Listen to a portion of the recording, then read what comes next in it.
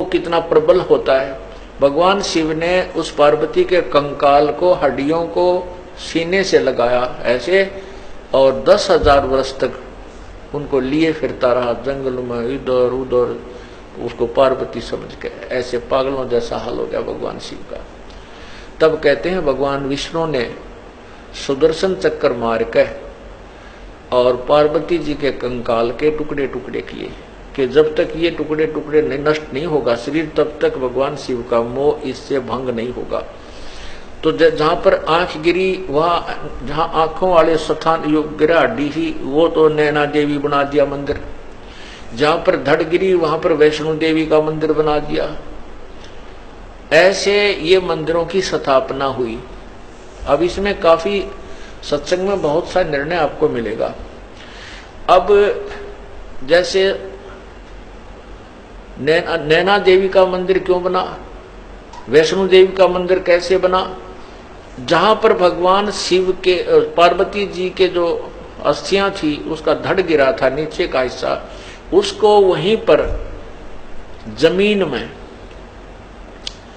गाड़ कर अंतिम संस्कार किया गया और उसके ऊपर एक यादगार बना दी, गुंबद सा बना दिया कि आने वाले समय में ये यादगार बनी रहे कि भगवान शिव की ने ऐसी लीला की थी, पार्वती ऐसे हुआ था, और उसकी यहाँ पर ये धड़ को अंतिम संस्कार किया गया था। जहां नैन पड़ी वहां पर नैना देवी का भी इसी प्रकार यादगार बनाई थी कि आने वाले समय में कहीं ऐतिहासिक बातों को कोई झुठला ना दे। अब उसकी पूजाएं शुरू होगी। वो एक मात्र यादगार है, वहां पूजा करने से कोई लाभ नहीं होता। अब क्या होता है, अब भगवान शिव का वो मोह भंग हुआ कि तू तो अस्थियां लिया फिर रहा था, ये तो पार्वती नहीं थी।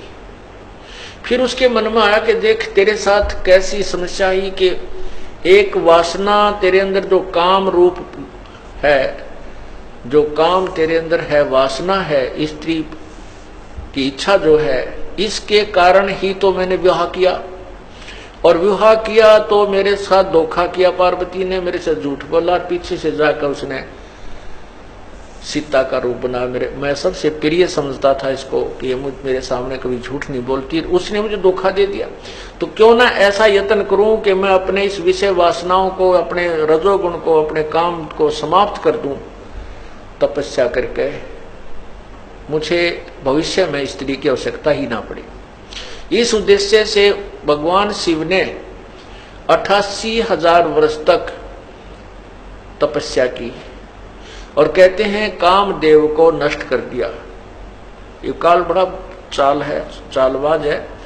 उसने एक भेज दिया अपना ड्रामा करके, उसने कहा मैं कामदेव हूं, मुझे माफ कर दो, माफ कर दो। भगवान शिव ने उसको अपने त्रिशूल आदि से दृष्टि से नष्ट कर दिया कि मैं तुझे नष्ट कर देता हूं। अब भगवान शिव जी ने सोचा ले कट गया रो, कामदेव न मर गया, अब तू निश्चिंत हुआ। अब कुछ वर्षों के बाद काल भगवान को याद आई बात। कुछ वर्षों के बाद काल भगवान के मन में आया कि इस प्रकार जैसे आज भगवान इस शिव ने साधना करके और ये मान लिया है कि मैंने अपनी वासनाओं को नष्ट कर दिया, आने वाले समय में इसकी देखा देखी और भी कोई ना कोई ऐसे बैठ जाएंगे, और ये ऐसे बैठने लगे तो तेरा काम बंद हो जाएगा, क्योंकि संतान उत्पत्ति होगी नहीं, तू खाएगा कहां से। इसको ये चिंता और लगी रहती है। उसी समय रिमोट से, क्योंकि 21 ब्रह्मांड के जितने भी प्राणी हैं और जिनके हेड ऑफ द डिपार्टमेंट्स हैं, उन सब के रिमोट इसके हाथ में है। तो इसने उसी समय अपने प्रेरणा से शंकर भगवान के मन में ये प्रेरणा पैदा कर दी कि कहते हैं जब सागर मंथन हुआ था तीसरी बार, उसमें एक अमृत का कलश निकला था, एक मदिरा का कलश निकला था।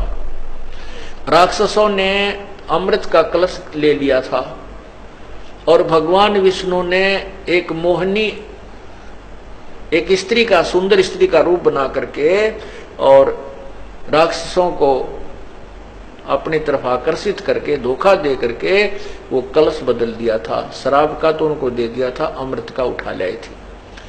तो उनके मन में आती है, भगवान शंकर के मन में ये आई कि उस समय भगवान विष्णु लड़की के रूप में, स्त्री के रूप में कितने सुंदर लग रहे होंगे। आज मैं चल के उनके पास, विष्णु जी के पास चल के उनसे प्रार्थना करता हूं कि आप अपना वो रूप बनाइए, दिखाइए मुझे जो आपने सागर मंथन के समय राक्षसों को धोखा देने के लिए बनाया था, स्त्री रूप बनाइए। क्योंकि उस समय मैंने विष को ग्रहण कर लिया था और मुझे नशा बन गया था, मैं नहीं देख पाया था। इतना विचार करके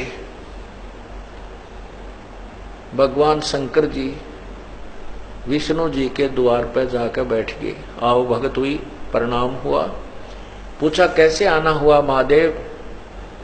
तब भगवान शिव ने कहा कि भगवान आज मैं आपके पास एक विशेष कार्य से आया हूं। मैंने सुना है कि आपने जब राक्षसों से वो अमृत का कलश छीना, वापस लिया और मदिरा का उनको दिया, तो आपने स्त्री रूप बनाया था और मैं उसको देख नहीं सका क्योंकि मैंने वो विष ग्रहण कर लिया था।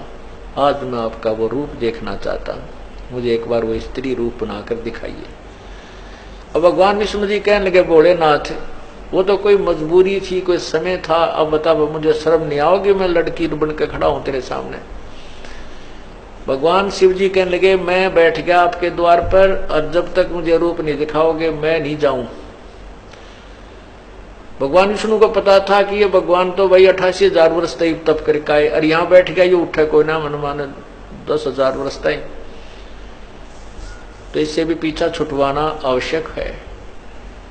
ऐसे बात बूत करके, मजाक मजू करके और अपने महल की तरफ से ले गए। भगवान बैठो भोलेनाथ अभी आता हूं मैं। तो वहां से अंतर्ध्यान होकर के भगवान शिव अकेले बैठे थे बाहर बरंडे में और सामने बहुत सुंदर बाग था, वन था। थोड़ी सी दूरी पर भगवान विष्णु ने सुंदर लड़की का रूप बनाया, अर्धनग्न शरीर उसका, और भगवान शिव ने इधर देखा, कोई नहीं देख रहा तो उठकर चल भाग लिए उस लड़की के पीछे। और भगवान शिव जी, विष्णु जी जो स्त्री रूप में था, वो थोड़ा सा और माड़ी सी स्पीड पकड़ के आगे को चलने लगे। आखिर में भगवान शिव ने दौड़ के उसका हाथ पकड़ दिया। तब तक भगवान शिव की बहुत बुरी हालत हो चुकी थी, जो यहाँ वर्णन भी नहीं की जा सकती, उनके इतिहास में लिखा है। उसी समय भगवान विष्णु जी ने अपने विष्णु रूप बना लिया।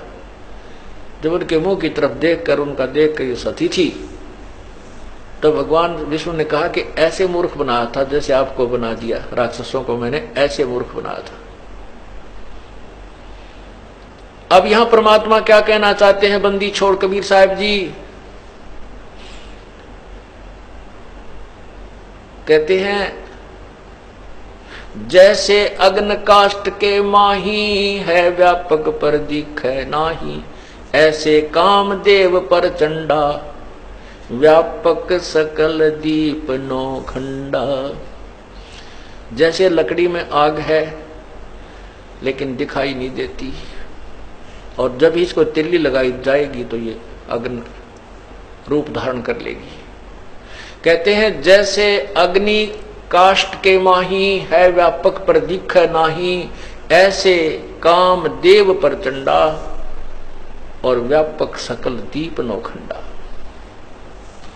विकार मरे मत जानियो जो भूबल में आग, इसका तरीका ही दूसरा है। इसको